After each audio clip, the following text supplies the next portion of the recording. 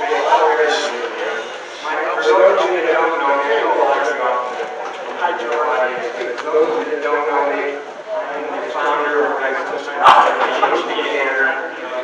Baseball Heritage Museum. I've been here now since the park opened up in 2014.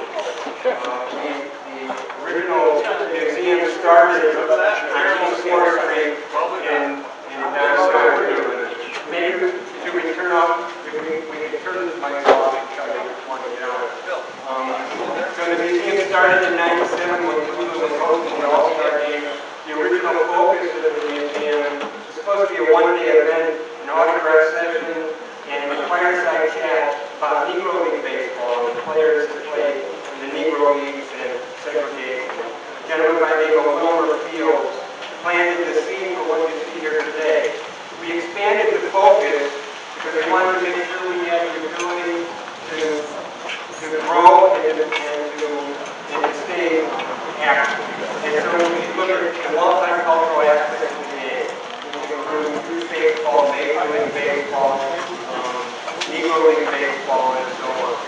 I would be remiss if I wouldn't tell you today that we're also here today because of the councilwoman, Fannie Lewis. Fannie Lewis believes in this park. Without her leadership, this would have been torn down completely, and housing probably would have been built up. Her vision was to get a field built back for the community to be able to use, and a museum to tell a story about what happened here at Lee Park. As you know, Lee Park is the home of the big community. It started as the fighters and the Naps and the Indians, and pretty soon it's going to get out there. So we get into that. So again, I want to thank everybody for coming. I want to make sure that you all are aware that the Baseball Heritage Museum has made a commitment to Sandlot baseball. So if you go into the museum, you'll see we have an exhibit that's growing. We have lots of memorabilia and artifacts that are focused on Sandlot ball. We believe that Sandlot ball is an integral part, not just of the game of baseball, but in our communities and growth. If you look around at each other, you can see what Sandlot baseball has done for our community. With all the success and failures, but mostly success, we have been lucky and fortunate to have Sandlot ball in Cleveland, and I believe Cleveland was at the center of Sandlot ball. So with that, again, I want to thank everybody for coming. We are 501c3, so without me making a pitch, I was told by a very smart lady once not long ago that when you have the opportunity to promote.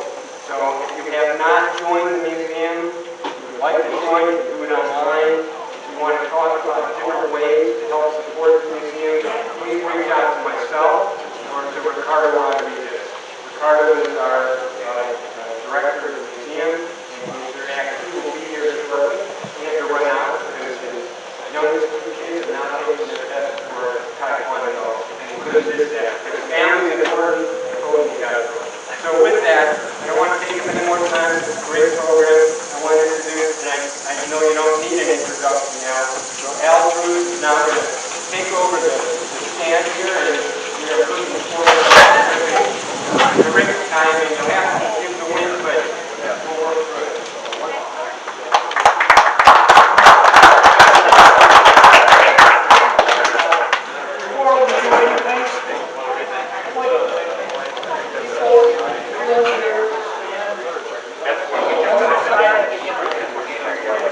Jose.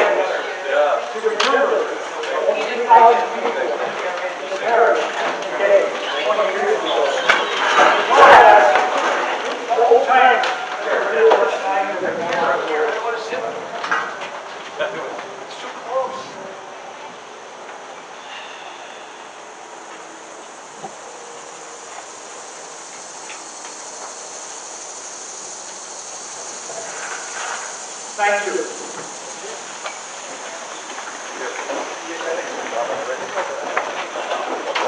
Before I stand here today, I want to borrow some words from the late great Yogi Berra. He had a special day for real people. When he first came to the game, he was such a difficult part of the team. And he had a chance to speak. He said, I want to thank everybody for making this day necessary. That's one of the traits, and I love that quote, and we all know what goes with that.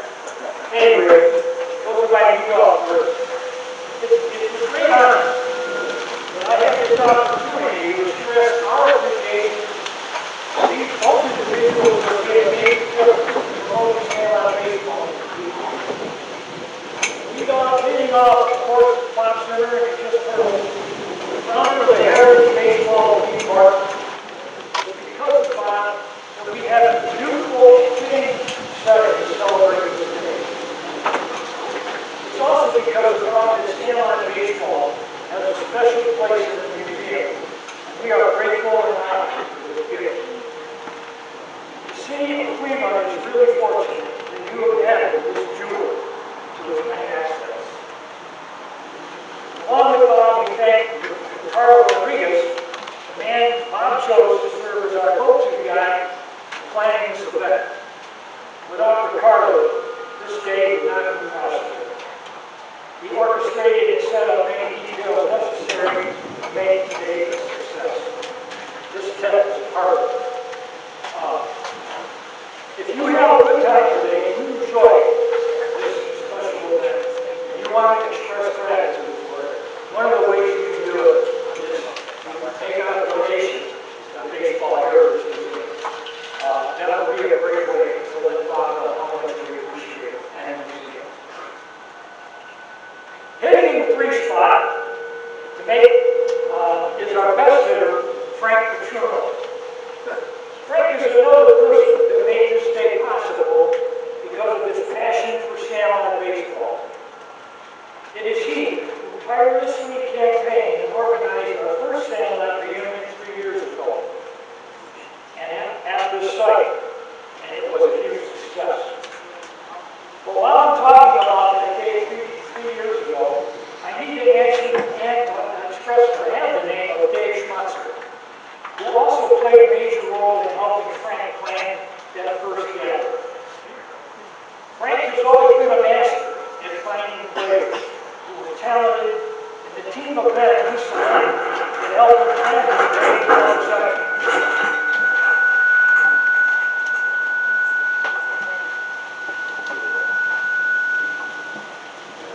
Because of Frank's pick, I've had the good fortune to have these great guys on our team.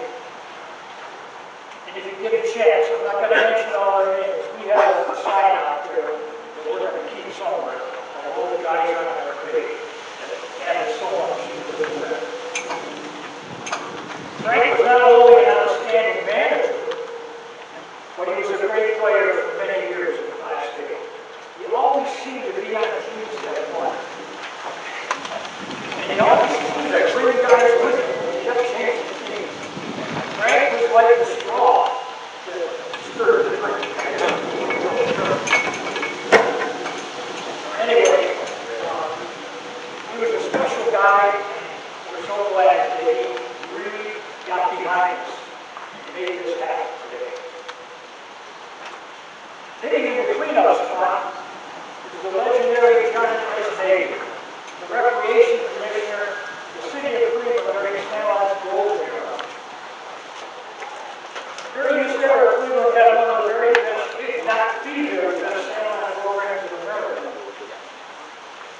3 major league players, Gary Rutherford, Rich Rollins, and Mike Keegan, and Gary's here with us today, all agreed with them in a televised interview with Bobby DiBiasio, which I saw a few years ago during the Indians Main Parade. And so much of this success was due to John Navy. Because of John's devotion and dedication to the game we love, the Heritage Museum has agreed to have a John Navy Sandlot gratitude plaque created and housed at this site.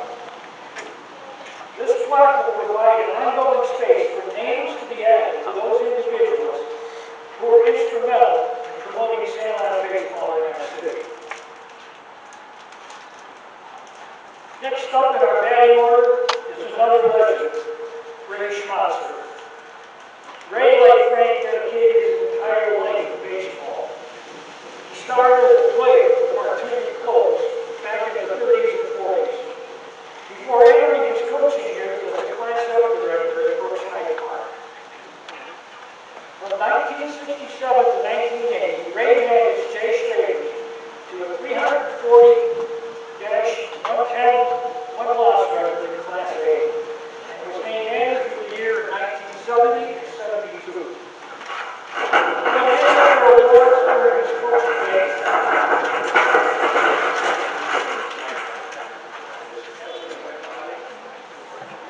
As I said, he won many other awards during his coaching days, and I have to use the words of his son Dave.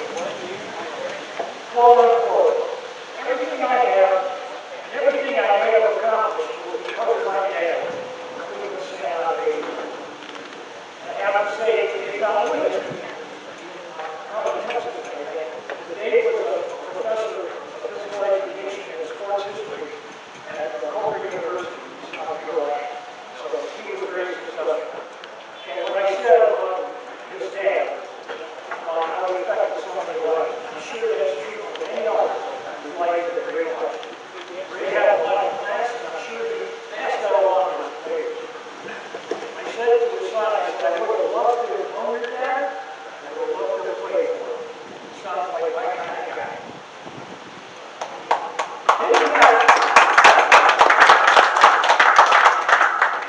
Hitting next is Phil Lord. Ray associated with NCAA officiating and chair resident of Bonnie Knight. Although Miller Stevens developed as a legendary rep, he also played a major role in promoting Sandlot baseball by conducting the global baseball camp for 45 years. And I'm happy to say my grandson spent five camps with him. Phil was a three-sport athlete at West High from 62 to 64, where he played baseball for Jim Delvecchio. Phil learned so much from Jim that he incorporated those fundamentals in his game. Because of his respect for Jim, he made him an integral part of his staff. Bo was a standout Class A baseball and professional baseball too, who I had the good fortune to play with in the 67, 68, and 69. I also played for Jimmy G.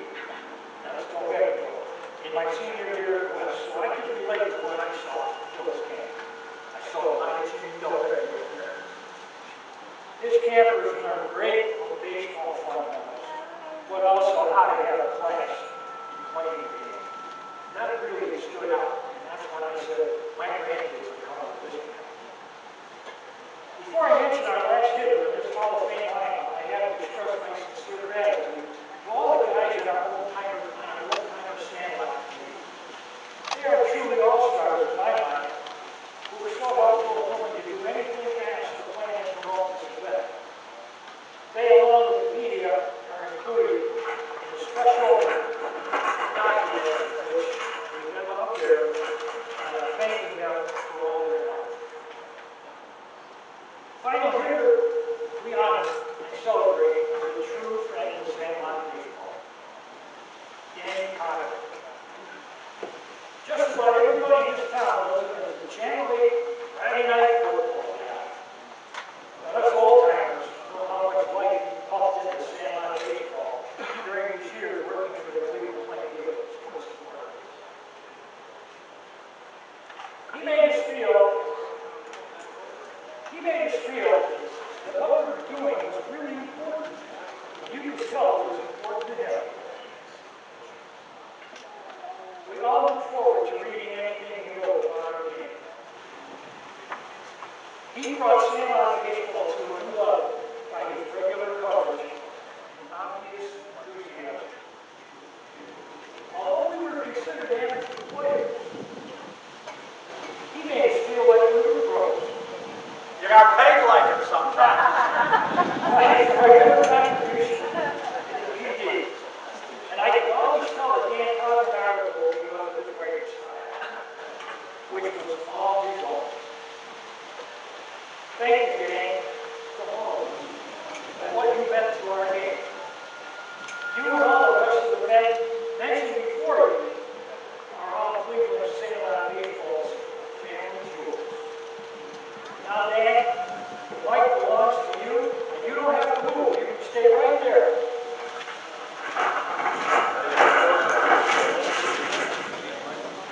Just like at home, I'm taking orders from someone. Make you feel like you're at home. Exactly, that's what I just said. Were you listening, Nobby? Okay, well, what a pleasure to see so many familiar faces here. Tom Maloney. I wonder if Tom's the oldest guy here. You're 90, I believe. By the way, Al, you took a great big leap of faith when you asked everybody to stand up. Whoa. That was tough on some of these guys, including yours truly. But I had a lot of fun covering the Sandlots. I signed up at the Plain Dealer in 1964, January of '64. I was the last guy Gordon Kobelik hired before he retired. The second last guy he hired a month before was Rush Schneider. He hired Rush to do Indian baseball. So then he gets my application and he says, damn, I made a big mistake. So I got hired in January of '64, and one of the first things I said, hey, can I do Sandlots? Great, because John Hanahan had recently retired. Now, a guy who deserves the credit is John Hanahan. He set the standard for covering local Sandlots. And I wanted to be just like John Hanahan, except for the fact that he had one leg shorter than the other and he had to wear a big raised boot on one leg. But hey, a sweet guy. And all those years, we didn't realize it at the time. Well, only later, when I saw how other cities did it. But Cleveland, under John Nagy, did it the best ever. John Zigman might touch on that later in his remarks, because he wrote a beautiful letter to Frank Petuno about that.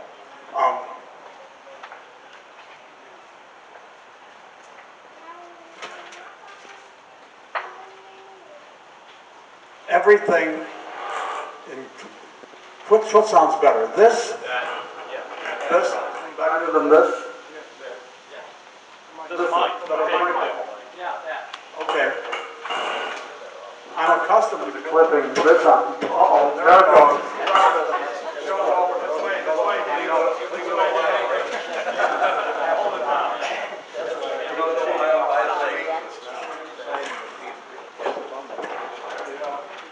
Everything happened in Room 8 City Hall. Room 8. Everybody knew Room 8. I can't tell you how many hundreds of times over the years I typed, applications are available at Room 8 City Hall. Everything that happened, not only baseball, but the marbles.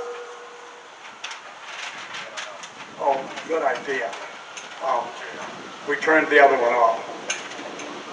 Like Cleveland Haven had a marble championship. Who won it? Ida Jean Hoppy Hopkins, of course. Age 12. There was a story about her in the Cleveland Press. Hoppy Hopkins wins City Marbles Championship. Oh, she went on to become all-world shortstop, of course, in women's softball. The fencing was not an actual recreation department event, but of course, it was the citywide fencing tournament out of Room 8 City Hall. You remember the unforgettable name of Stompe Stitz. He was the fencing champion. You read about him in the Cleveland Plain Dealer back then. And you go into Room 8 City Hall and you were greeted by two people, Mary Jane Bolden and George, the ever-sweet Tiger Young. Tiger Young. Oh. He goes, you're not kidding. They worked side by side for all those years. So then they said, what the hell? They got married. Did you know that? They did. But they Yeah, but George had to sign an agreement that the children would be raised Catholic. Anyway. Oh. Nagy had his hands in everything. The AAU was run out of Roommate City Hall. The United States Olympic Committee was partly run out of Roommate City Hall. John was on the U.S. Olympic Committee. He had a meeting in Netherlands one year, and they always, things like that. The host country gives you a little token, and they gave him beautiful cufflinks, big cufflinks with tulips and windmills on them. He came back and he gave them to me. He didn't want them. He never ever wore a shirt with cufflinks, not even when he died. Anyway, here's the influence he had on the U.S. Olympic Committee. One of the first year that luge was a winter event, we didn't have enough lugers. So John came home from a meeting and he said to Huffy Hopkins, "You want to go to the Olympics?" She said, "Of course." She became a luge person. She was on the U.S. luge team. Of course, she got a back injury, bad one. She crashed, of course, going down there at 80 miles an hour. My bottle of water. No, I don't want anybody to ever tell anybody you saw me drinking water. So yeah, she was able to keep the luge. She showed it to me. She had it in her attic one time. She still lives there in Old Brooklyn, and she still has the luge in her attic. Wow. It's an old-fashioned, made of wood. Now, of course, they're made out of titanium and aluminum and all that.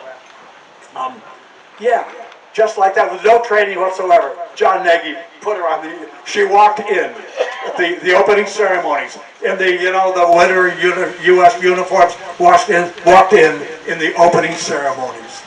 That was the first thing, first time she'd ever watched the Winter Olympics, in fact. Shorts. I'm not talking about Dennis Lustig. I'm talking about many of you will remember Dennis Lustig, the shortest sports writer of all time. And you know his favorite sport? Basketball. He loved tall guys. Oh, he loved Gary Roggenberg. Anyway,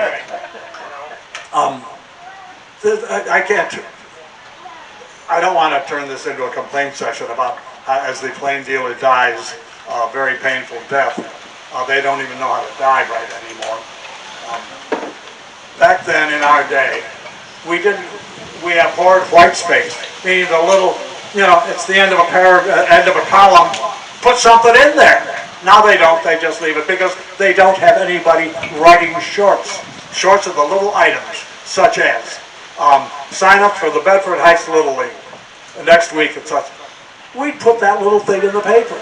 And you didn't know when it would run or where, but the makeup printer, makeup editor, they're putting the pages together, and you always have those little shorts, those little announcements, and sometimes it's as small as, remember when they would put home run leaders, RBI leaders, little thing, they'd have 4 or 5 top names. That's when we first saw the name Gus Zernial, Andy Pafko. They've been among the top 5 RBIs or home run leaders. They would use those, drop them in the bottoms of columns to fill up a column.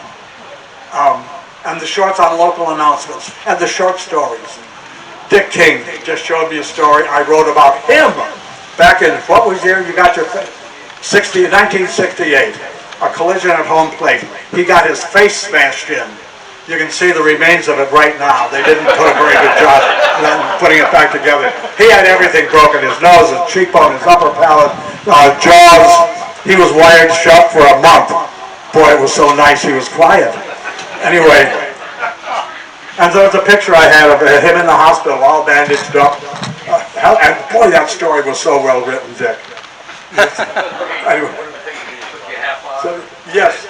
Yeah, right. Yeah, it took you longer to tell your story than it does Bobby Lewandowski.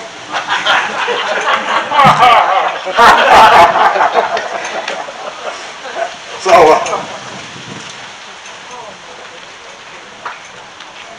I could go on and on, but but I won't.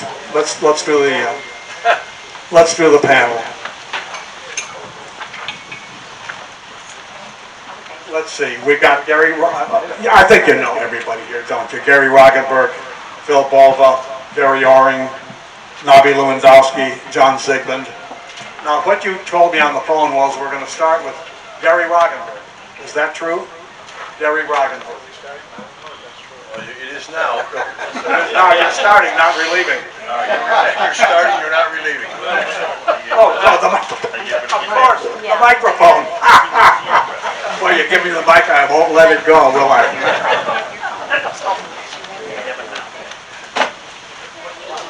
You're on, brother. Okay, thanks. Thanks, Danny. Pleasure to be here, first of all. Thanks for inviting me. Get closer. Closer to your mouth. Hello? Can you hear me? That's terrible. Okay. All right, first of all, let me say it's a pleasure to be here, and thanks for inviting me out here. It's great to see Closer to your mouth. all these people here that have such an interest in baseball. But I guess I was the same way. If it wasn't for Sandlot baseball in Cleveland, I never would have played baseball. I mean, it was unbelievable how just the way the environment was. Every kid, you could see their name in the box score on Sunday. They'd have the box score there. You could see what everybody did. And so as a result, the kids were really involved in the program. We had a lot of great coaches. Can you hear me? Okay. We had a lot of great coaches, people that were involved in the program. But anyway, it was an unbelievable program. We had guys there. We talked about Frank Petruno. I was coming up in high school. We played for Rosenblums one year, and Frank was playing for Rosenblum. And Frank, you were a very good recruiter. I'll have to say that. You're always going out there to see who we could get on our team because we need a couple more pitchers or whatever. In fact, you were one of the guys I'm sure that probably saw me pitch too and said, I think he can pitch right now. So Norm Payne was our manager for Rosenblum's at the time. And Norm, he wasn't sure whether they were going to put me in or not. He warmed me up a couple times. I'd be sitting down. He didn't know if they wanted to put me in. Finally, the bases were loaded, and he had no choice. We were probably down 8-1 or something. And he finally put me in the game.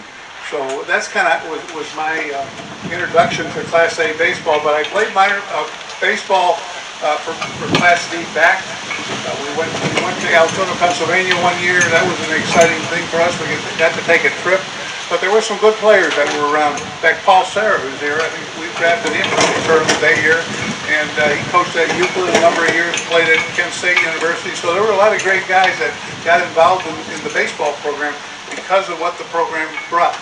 And that's how we learned in those days. We had some good coaching, but not as much coaching as the kids get today. It's a lot different. I don't know if they get the right coaching. That's another. Coaching is one thing, but you got to learn the fundamentals of the game. I know that. I'm a big believer in that.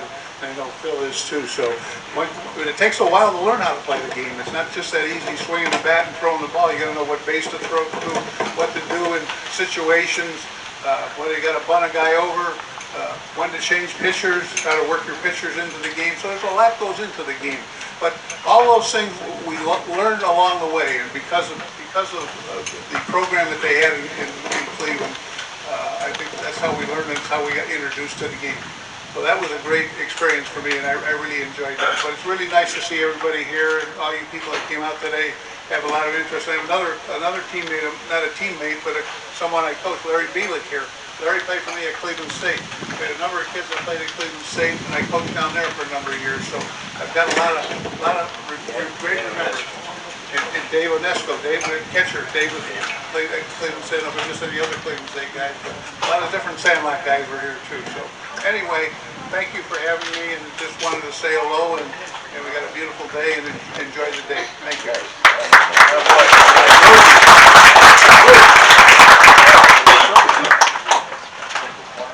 That was terrific, Gary. Next on the list that you get is you don't care what order I go. It's the order that I wrote down when you gave them to me over the phone. Nabi Lewandowski is next. Nabi, maybe I'll have a question or two for you when you're done. Don't hurry. Yes, hello. First of all, I do not know where to begin. And so I'm going to begin with a very significant thing. Will everyone in the audience that is connected with the Wenham family please stand up so that I can say thank you. Stand up.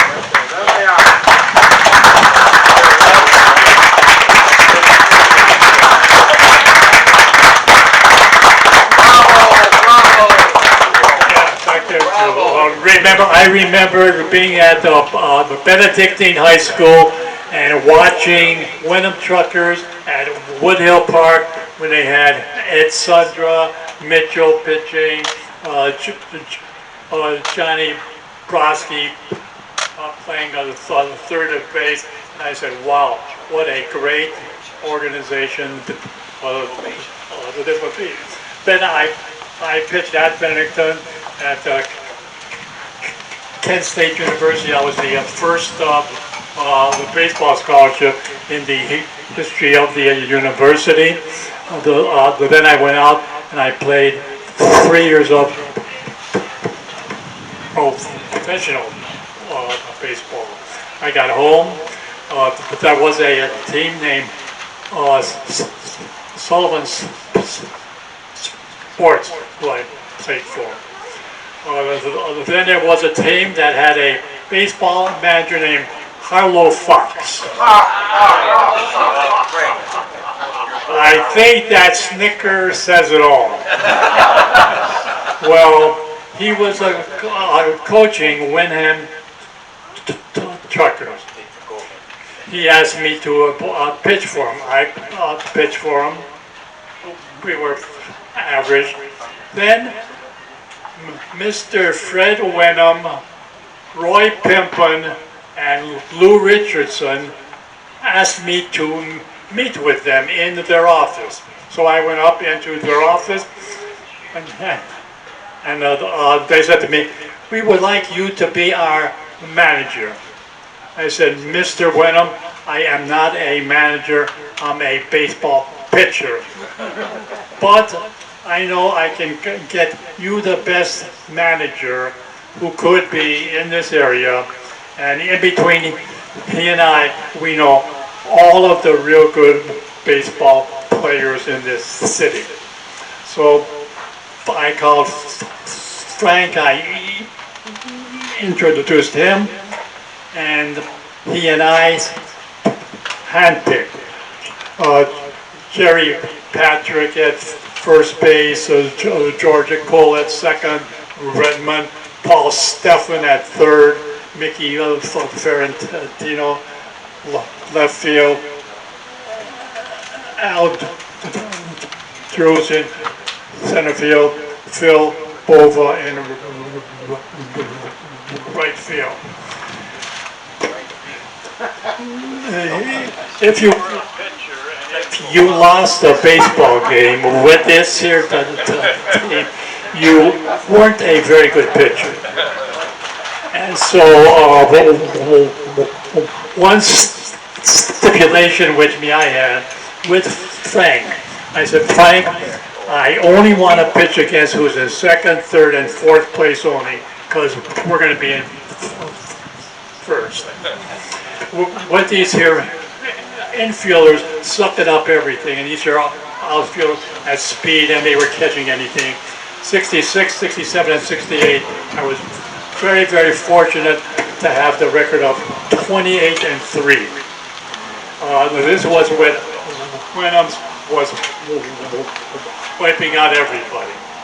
And so, on behalf of everyone who had ever played for Wyndham's, we say thank you to your father or your grandfather or your uncles or whoever it was that made Wyndham's happen, because Wyndham's was one of the real stars of Sandlot of baseball. And I feel very, very fortunate. Bob Zimmer, would you walk up here a second, please? As a way to say thank you to Bob Zimmer for this year wonderful Heritage Baseball Museum, which is where Babe Ruth hit his 500th home run over that fence right out of there. Bob, on behalf of Wyndham Truckers, and on behalf of me, I'm sure you looked for many other baseball uniforms of which you were never to find. I just happen to have them on mine, and so I gave him mine, which is in there. Well, Bob, I would like to have you read this.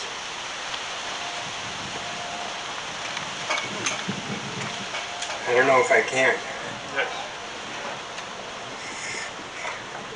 The following bequests and adjustments to bequests shall be made from the assets of the trust after all expenses and taxes of my estate have been satisfied or equated provision made thereof. I might have to sit down. I hereby bequeath the sum of $100,000 to the Baseball Heritage Museum.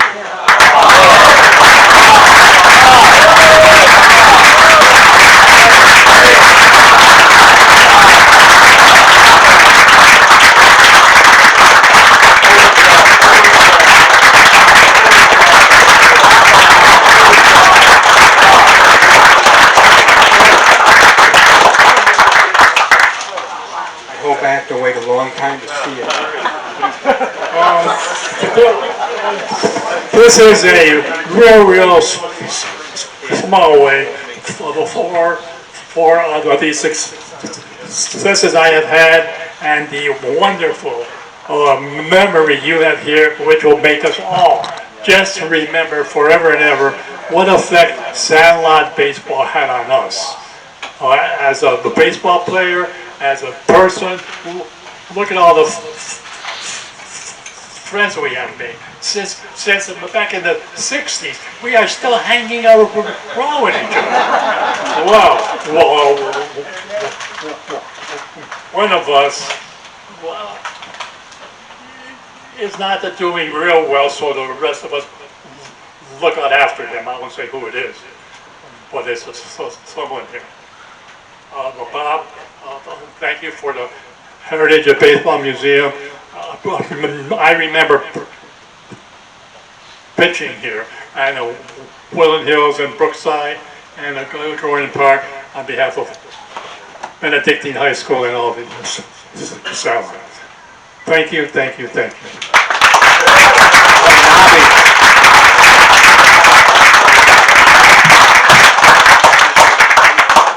Of course, Nobby's philanthropy is legendary.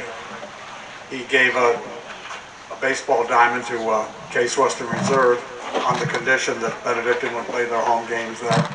And he's been for 100 years.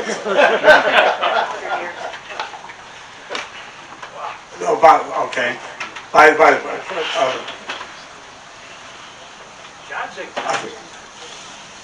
Well, I notice that actually I've got Gary Oring next. Does it matter? You want Jonathan Sigmund to go next?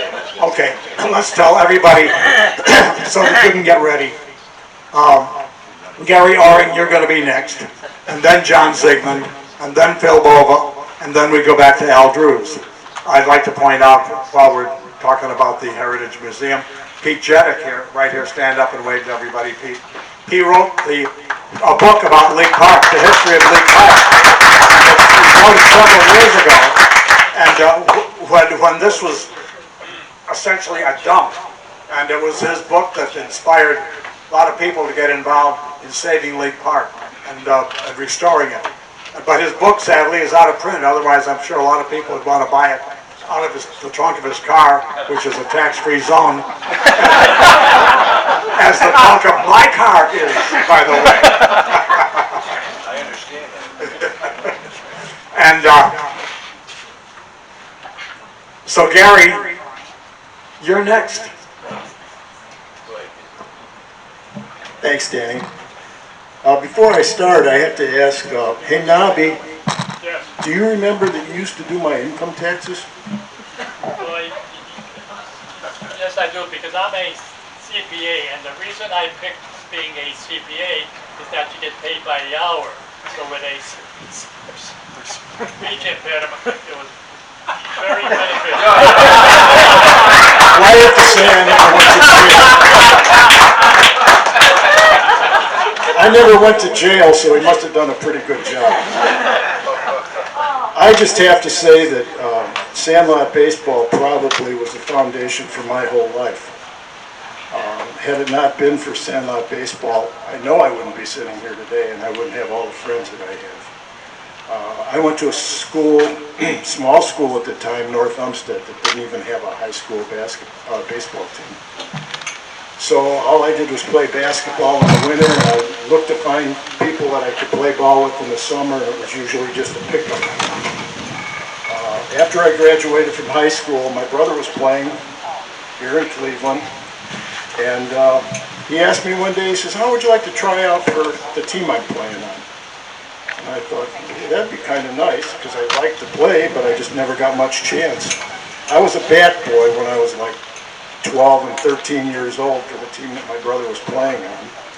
And they used to let me catch ground balls and catch fly balls, and that was how I learned how to play baseball. But I did get the opportunity to come to Cleveland and play, and fortunately I made the team, Manners Big Boys. And, and we got a Manners Big Boy every time we hit a home run. It was cool, yeah. But anyway, I got that opportunity, and I played that summer, and the next summer I played for Sheffield Browns, and while I was playing for Sheffield Browns, somebody from the Indians happened to be at a ball game one night and noticed this skinny kid that was playing first base, and thought, well, maybe this kid's got a little bit of talent. And lo and behold, the Cleveland Indians signed me and sent me out to spring training. That was about the same time that Russ Schneider got the job with the Indians.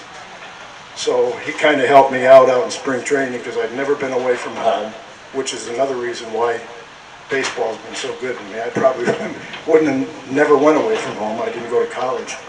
But he helped me out through spring training, and through the years, I played for about 6 years, and through the years I got to play against some of the greatest ball players. I got to rub elbows with Rocky Colavito and Sam McDowell and Max Alvis and all these guys who became friends. And had it not been for Sandlot baseball here in Cleveland, that would have never happened. And I also, a couple years, got a chance to play in a few games with the Indians during spring training. And probably my most fondest memory, and it should be a memory that I did something, but it really wasn't. I had the opportunity to be playing shortstop one day against San Francisco, and there was a guy on first base. His name, I think you probably remember the name, Willie Mays. He was on first base, and I was a skinny kid again playing shortstop, and Davey Nelson, who a lot of you people probably remember, was playing second base. Well, somebody hit a ground ball to Davey Nelson, and he gave me a flip at second base for the double play, and it wasn't a very good one. And this person was running from first base to second base while he cleaned my clock. I was about halfway into left field, and I got up, and he got up, and I'll never forget this. He came up to me and he patted me on the behind and he said, "Sorry, son." That was probably the greatest moment of my life. Can't do that anymore. But anyway, I got a chance to play. I got a chance to hit against Juan Marichal in a B game, and got to pal around with a lot of the guys that played ball and made a lot of friends. And then when I quit playing, I ended up getting hurt a couple times, and that cost me basically my career. The other one moment that I remember is back in 1966, I was playing in the Eastern League, and some of you might remember the time when Larry Brown ran into Leon Wagner in left field, and Larry ended up in the hospital for 2 months. Well, they needed a person to come and sit behind whoever was going to play shortstop, and they sent a Western Union to our manager. We were on the road, we were coming home from a road trip. They sent a message to him that they wanted me to go to New York because I was close to New York. They wanted me to go to New York and suit up in case, so they had another body. And that same night that happened was a night that I fouled the ball off my foot and broke a small bone in my foot, so I was on crutches. So I told my managers, I'll go, and they said, you can't go, you're on crutches. What can you do on crutches? So they had to have somebody else go, and that was my other chance to maybe have a little fame. But after I quit playing professionally, I came back here to Cleveland and played in Lakewood for a while, and then came back to Cleveland in the later years after Lakewood quit having teams. And I was fortunate enough in 1976 to play on the national championship ferry cap and screw team with Jerry Dibzinski and a lot of the guys. Jerry happened to make it to the big leagues. He was just out of college at that time. But we won the national championship up in Battle Creek, Michigan. It's the only time a Cleveland team has won the whole thing. And pretty proud of that. I played one more year and then retired in 1977. And I have to say that had it not been for baseball, I wouldn't be here. Where would you be? I don't know. That's what I don't know. I don't know where I would have been. But Maybe in jail. yeah, for my income taxes. But and I'm very fortunate too, because I wasn't real big with the women or anything. And I had an opportunity to meet a young lady. I met a young lady here later on in years, and she happened to be from a famous baseball family. Her uncle played for the Detroit Tigers, Dick Wakefield, and her grandpa played for the old Cleveland Naps in the turn of the century. He was a catcher. And so we had a lot to talk about. So because I was a little shy and I had finally found somebody that I could talk to, we ended up together, and here we are.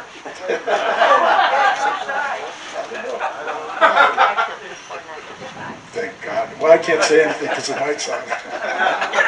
But I just want to thank the Plain Dealer, because they gave me a lot of publicity, and I want to thank Danny because he did. And I just like to say that I've made an awful lot of friends all over the country, and I can't say that it would have never happened. I saw parts of the country that I never would have seen. Probably wouldn't have never went any farther than Berea. But I just want to thank the baseball program in Cleveland because it made my life. Thank you.